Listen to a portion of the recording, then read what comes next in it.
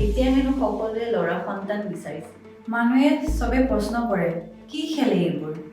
নাক ভাঙিব, মুখখন বেয়া হৈ যাব, পিছত কোনে বিয়া পাতিব? I was tried to be sexually molested. সন্ধিয়া হোৱাৰ আগতে ঘৰ সোমাবই লাগিব। ৰাতি মানেই দেৰি হ'ল মানেই ল'ৰা নাপাব বিয়াৰ বাবে। সেই সময়খিনি জীৱনৰ সকলো দুখ কষ্ট পাহৰি গ'লো। তেতিয়াই বুজিছিলোঁ জীৱনত সহজে পোৱা বস্তুৰ সাধাৰণতে মূল্য খুব কমেই হয়। জীৱনত আপুনি কিমানৰ তিৰস্কাৰ পাইছে? ছোৱালী বুলি কিমানবাৰ সমাজত অনুকম্পৰ পাত্ৰ হৈছে?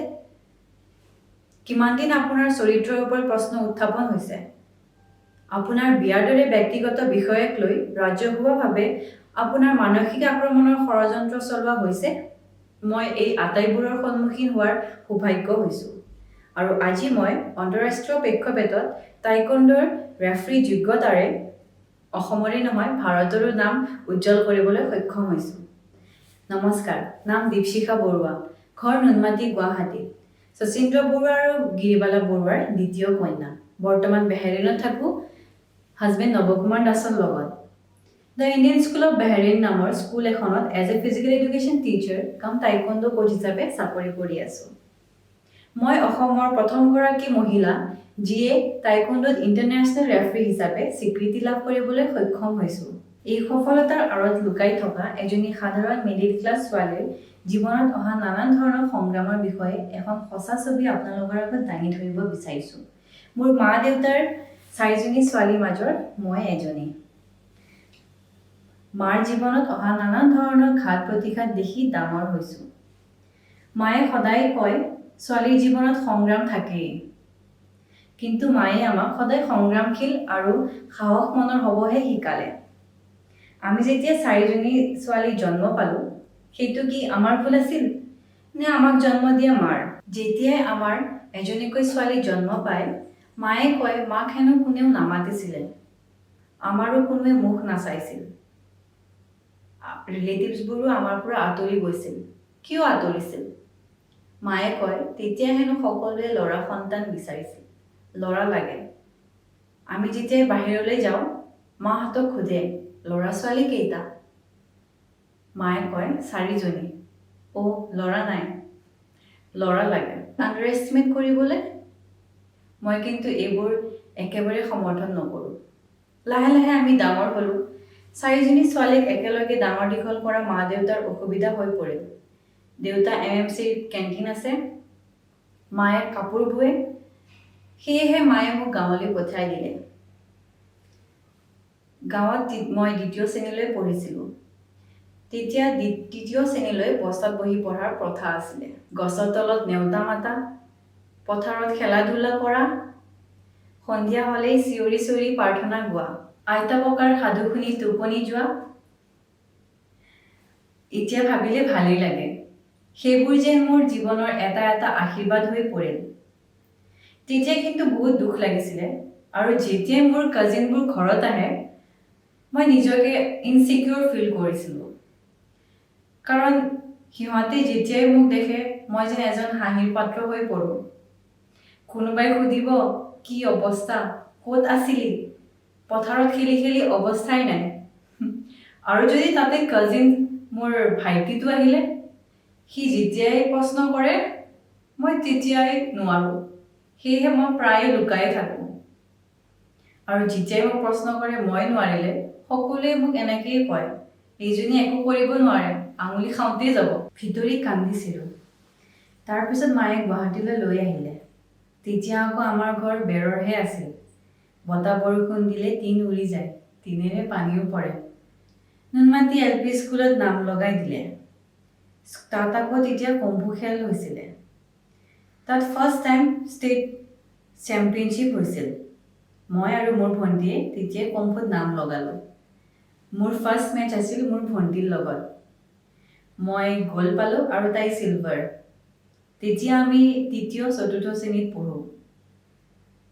তাইৰ আকৌ ফাইটত নাকো ভাঙিছিল। তেতিয়া ভয়ো লাগিছিল। মানুহে চবে প্ৰশ্ন কৰে, কি খেলে এইবোৰ? নাক ভাঙিব, মুখখন বেয়া হৈ যাব, পিছত কোনে বিয়া পাতিব? প্ৰশ্ন। মোৰ ভণ্টিয়ে লাহে লাহে গেমো এৰি দিলে। মই ৰিফাইনেৰী হাইস্কুলত নাম লগালোঁ। তেতিয়াই মই ঘটক ছাৰক লগ পালোঁ। তেতিয়া হেণ্ডবলৰ কেম্প চলি আছিল।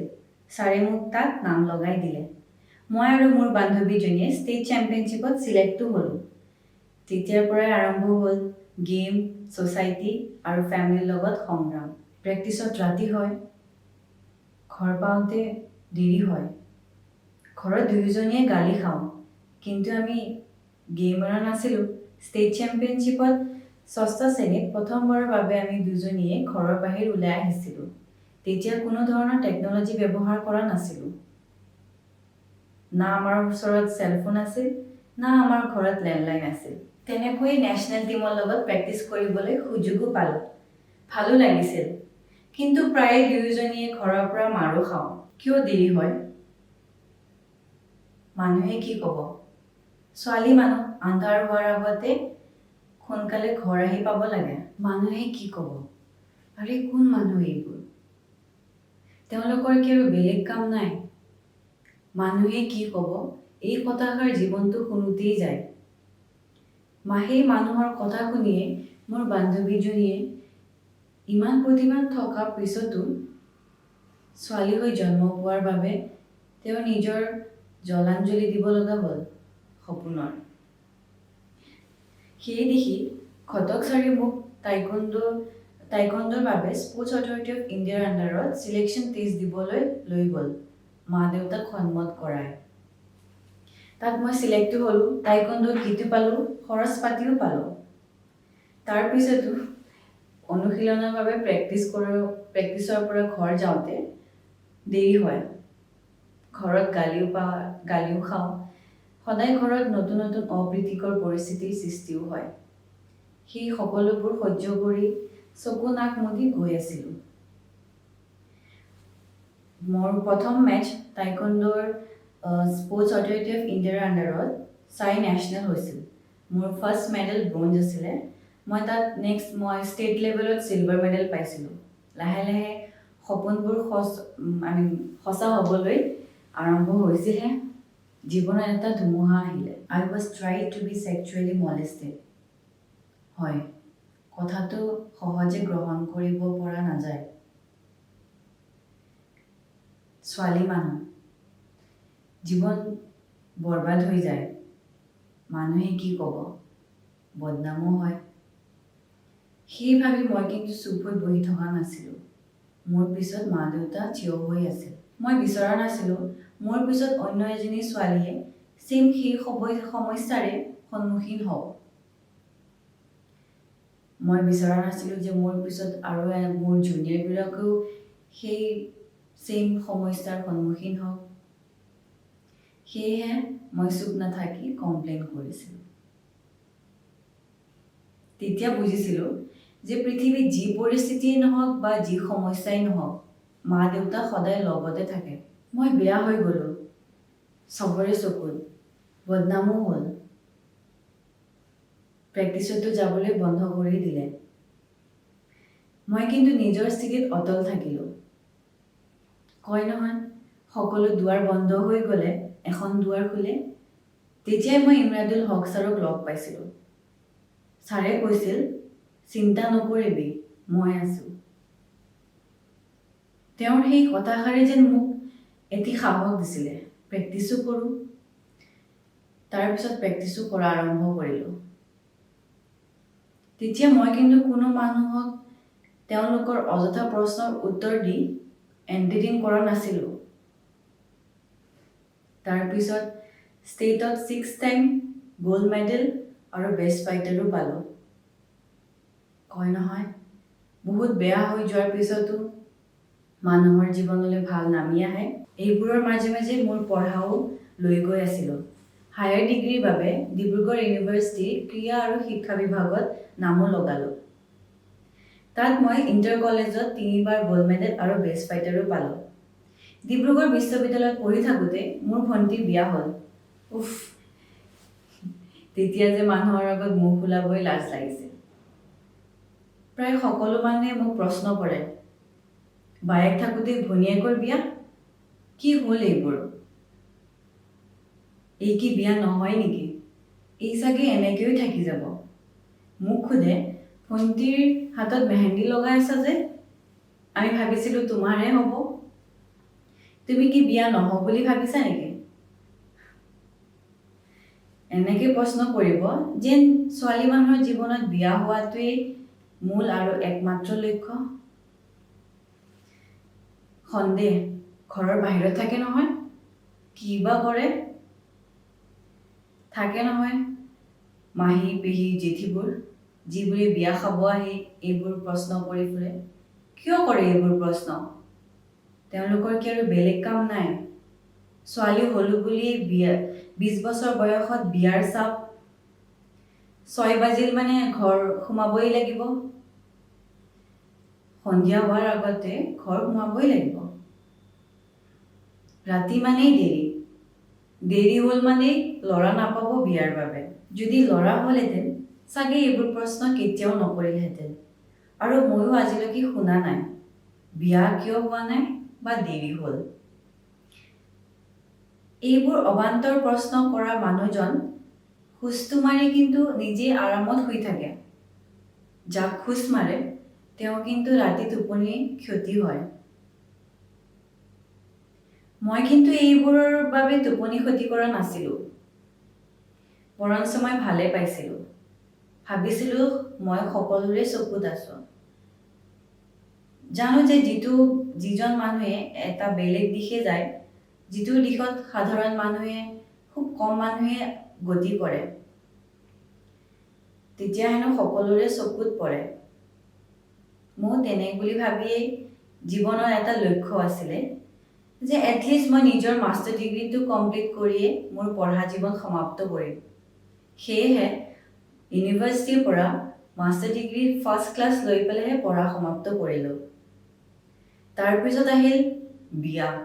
এটা ডাঙৰ প্ৰশ্ন, নহয় জানো? ভয়ো লাগিছিল, কাৰণ সকলোৱে কয় বিয়া হ'লে হেনো জীৱন ধ্বংস হৈ যায়, জীৱনৰ স্বাধীনতা নাইকিয়া হয়, মোৰ গেমো আমি এৰা খাই যাব। ভয় লাগিছিল। ভয় খালেনো কি হ'ব? তেতিয়া আকৌ বহু জেগাত ইণ্টাৰভিউ দি আছিলোঁ। কোনো ধৰণৰ কিন্তু চাকৰি পোৱা নাছিলোঁ। সেই ভয় এৰাব নোৱাৰি মা দেউতাৰো মুখত চিন্তা হৈছিল, কি হ'ব বা এইজনী ছোৱালীৰ। সেয়েহে ভয়ৰ সন্মুখীন হ'লোঁ, বিয়া হ'লোঁ। কিন্তু তেনেকুৱা একো ঘটনা মোৰ লগত নহ'ল। বৰঞ্চ মই এটা ছাপৰ্টিভ হাজবেণ্ড আৰু তেওঁৰ এটা ছাপৰ্টিভ ফেমিলিও পালোঁ। আৰু যিয়ে মোৰ সপোন, তেওঁৰ সপোন কৰি লৈ মোক আগবঢ়াই লৈ গ'ল। মানুহে যে এইবোৰ কথা কয়, বিয়া হ'লেই জীৱন ধ্বংস হৈ যাব, জীৱনৰ স্বাধীনতা নাইকিয়া হ'ব, মানুহেইতো কয়। আমাৰ মূৰত তেওঁলোকেই এইবোৰ সোমাই দিয়ে। কিন্তু মই ভাবোঁ তেনেকুৱা একো কথা নাথাকে। যদি আপোনাৰ নিজৰ ইচ্ছাৰে আপুনি এখন বেলেগ ঘৰক নিজৰ আপোন কৰি ল'ব পাৰে আৰু নিজৰ মৰমেৰে নিজৰ মতামত সন্মত কৰাব পাৰে, তাৰ বাহিৰে আৰু বেলেগ একো পৰিস্থিতিৰ সন্মুখীন হ'ব নালাগে। ভাল বেয়া সকলোতে থাকে। কেতিয়াবা বেয়াটোকো ভাল কৰি লৈ নিজৰ কৰ্তব্য কৰি যোৱাটোহে ডাঙৰ কথা। ময়ো তেনেকৈয়ে গ'লোঁ। জীৱনত যদি নতুন নতুন চেলেঞ্জ নাথাকে, জীয়াই থকাৰ মজা ক'ত পাম? এতিয়া আহোঁ মোৰ ইণ্টাৰনেশ্যনেল ৰেফাৰীৰ স্বীকৃতি লাভ কৰাৰ ওপৰত। মই প্ৰথমবাৰ বাহৰেইনক ৰিপ্ৰেজেণ্ট কৰি অষ্ট্ৰেলিয়াৰ গ'ল্ড কষ্ট কুইনলেণ্ডত পৰীক্ষা দিব গ'লোঁ। ফেইল হ'লোঁ। তেতিয়া ভাবিছিলোঁ জীৱনত আৰু মই একো কৰিব নোৱাৰোঁ। গেম বাদ দিম, সন্তান জন্ম দিম। নিঃসন্দেহে ভুল সিদ্ধান্ত আছিল। তেতিয়া প্ৰায় ময়ো অতিষ্ঠ হৈ পৰিছিলোঁ মানুহৰ প্ৰশ্নৰ পৰা। বিয়া নহ'লে সোধে বিয়া কেতিয়া? আৰু বিয়াৰ পিছত বাচ্চা কেতিয়া? বহুত কান্দিছিলোঁ।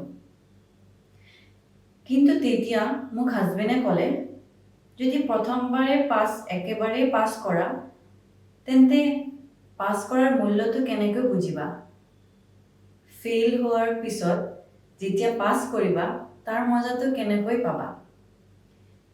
আকৌ প্ৰস্তুতি চলালোঁ পৰীক্ষাৰ বাবে।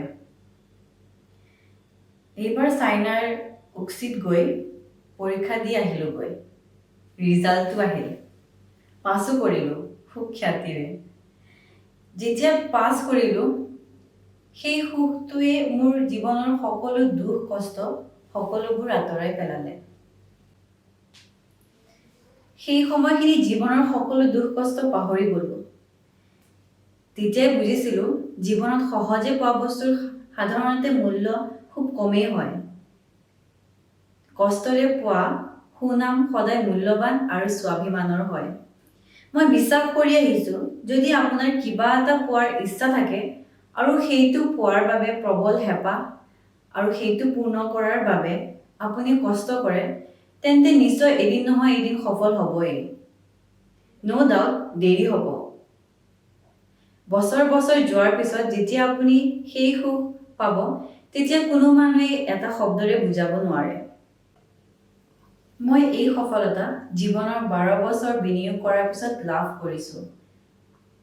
সেই আঙুলি খাই থকাৰ বাবে আণ্ডাৰ এষ্টিমেট হৈ অহা ছোৱালীজনী, জীৱনত একো কৰিব নোৱাৰা ছোৱালীজনী, গাধী। এতিয়া ভাবোঁ, যদি সেইবোৰ নহ'লেহেঁতেন চাগে মই আজি এই জেগাত থিয় হ'ব নোৱাৰিলোহেঁতেন। Thanks to everyone. Thanks for the criticism. Yeah, that's Dipsika Borwa. Thank you so much, Jostock, মোক এই সুযোগ দিয়াৰ বাবে। Thank you. Namaskar. Tell us what you think about this video and don't forget to like, share and subscribe.